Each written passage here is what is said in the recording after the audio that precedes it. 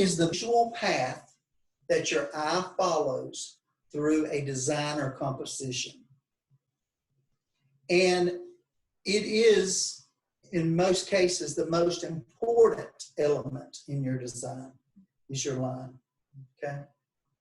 And so many times people tell me that line is one of the hardest things for them to get. And for me, it's one of the easiest, okay? Because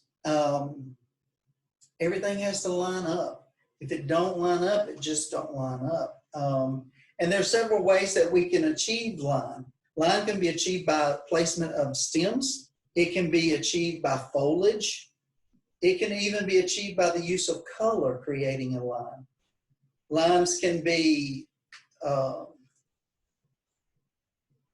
they can be straight, they can be curved, they can even be zigzag, as long as that line is not broken. Sometimes people will say, but I got a line that goes over here and it ends up over here. Well, there's really nothing that ties those two together, okay, if you follow me. So we're going to start off with these and talk about the very bad first. And we're going to go back to this arrangement we talked about earlier.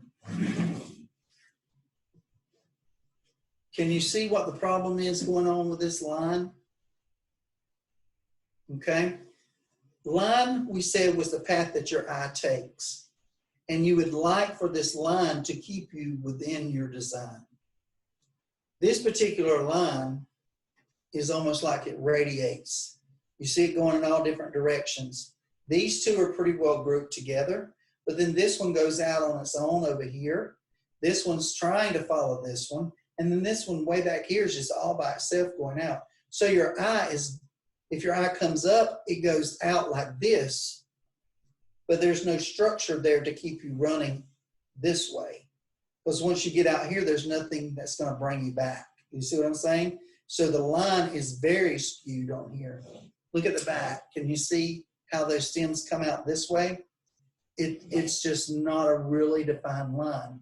So on this particular one, this would get a below average because the line is just all over the place.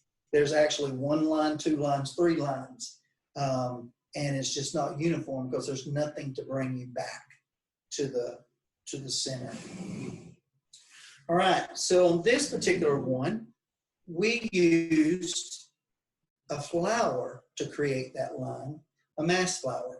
We used the Fujimums, and we created this stair-stepping line. And if you see this, they're all pretty much, even though they're zigzagged, they're still within this perimeter right here. You follow me on that? Can you see that zigzag there? We step here, we step here, here, here. So we're going boom, boom, boom, boom. That's our zigzag line. Does that make sense to you?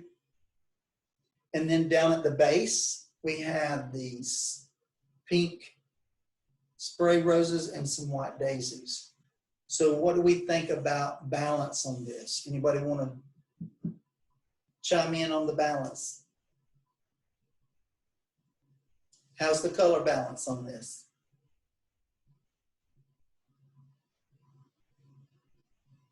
Love it. Are we balanced with our color? Are we good or are we not? Maggie said it looks good to her. It is good.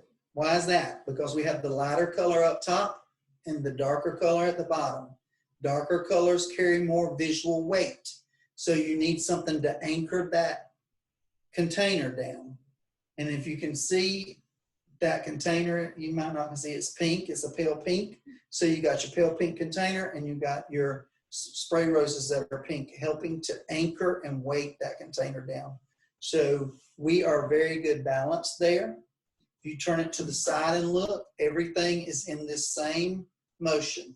Now, if this had been leaning backwards, then it's out of balance. But all these Fujis are within this perimeter right here.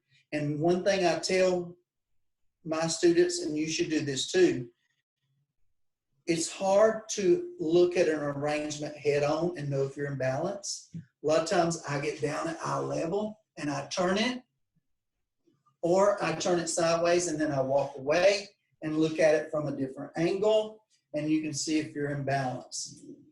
But we have a very strong zigzag line. Hope you like that. In that arrangement, what would you consider your focal point there? Right there. This is my my Fuji's would be considered my focal area. This is my focal point because that's where my eye lands. So you don't rely on color for your focal point always. Not always. What makes that a focal point is because it's a mass flower. Those spray roses are smaller, so this covers a more mass area, which makes it more of an emphasis. Does that make sense? Okay.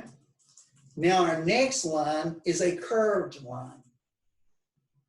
I don't know if you can see it from there. Maybe that's a better angle there. This is Robolini palm, just a regular palm. It looks very similar to the palms we use in church on Palm Sunday, but I have taken it with a pair of scissors and trimmed it to give this sword or feathered type look. And this is the front of it. Okay, this is the front, this is the back. And you see how it curves to the back. I've taken it and displayed the back forward so it curves like this. What I've done is by doing so, I create a line that starts at the base, curves up and over. And you see I have this, can you see that right there? I have some curving up. So I have this U going on. You follow me? So what happens is this line with your Robolini palm is creating this circle. And that is a perfect line because it's keeping your eye in the design. Your eye does it. Now, if I turn this way, you see how I'm talking? This jets out. There's nothing. This is taking your eye out here. There's nothing bringing your eye back into the design. So by simply turning this, flowing this way, this is catching this way, is making this circle. Okay? And then my snaps, if you look at the side of my snaps, you see how they're curved? When I go to that bucket and I see that snap curving inward like that, I thought, oh, this is a cool thing. I'll do a line right here, and it's curving in. So this line's curving this way. This is curving. What happens? Your eye comes up. Boom. Where does it land? It lands on our focal right down there. You see what I'm saying? So this brings us up that line and boom, right into our focal. Back around again. This one, boom. This is a very strong focal area. But you see my curved lines. Any questions on that?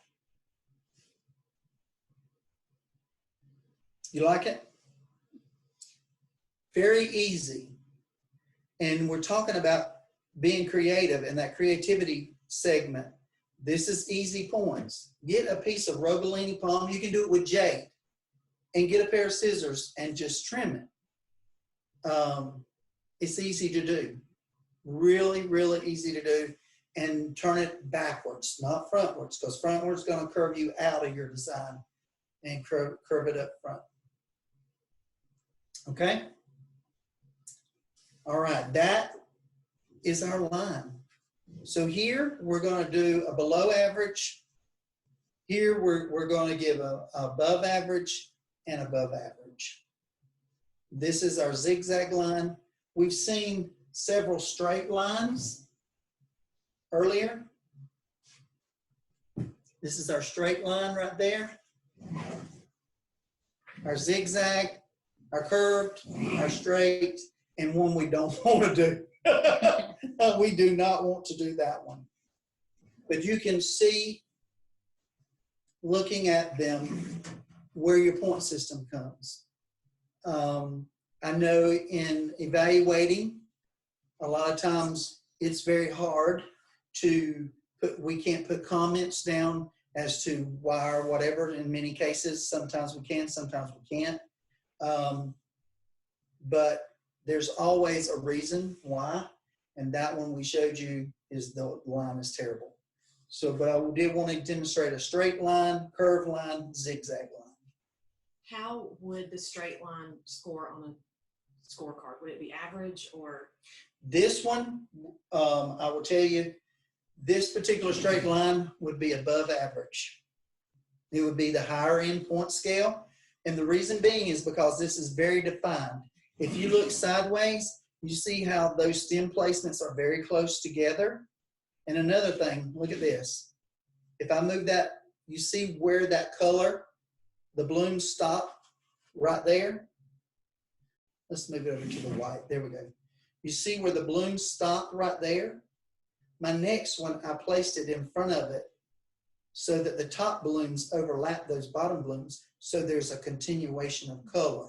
There's no break. If I didn't put anything there, you got a bare stem, that's called a break in color. That breaks your line. By it being tight together like that, there's one continuous line there of color. So that is a very strong line. Now, look at this. Compare that one to this one. If you can see right there, you see how there's nothing right there. There's a break in color. You see that bare stem right there? There is not a uniformed line. It's a little off.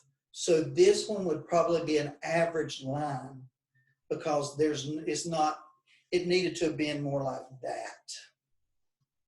You see what I'm saying? It's still like that. It's not defined. It's more like this. It needed to have been like that. This would have been a high mark. This would have been an average. Because you can see that break right there. How can you go over again how to fix that gap if you're talking to a student? Okay, then I would take this stem, move it over slightly, right there in front of it. There we have it. It's just a tighter, it's all about stem placement. And if you do that stem placement before you put all this greenery and other stuff in, you can see it. And when I'm designing this type of arrangement, these are the first things that go in. Okay? And you play with it till you get it. And this one here is over to the side because if we didn't have it, my shirt's the same color.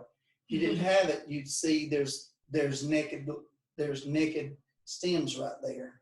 So then we put that one on the side. That help? Cool. Any other questions? Okay.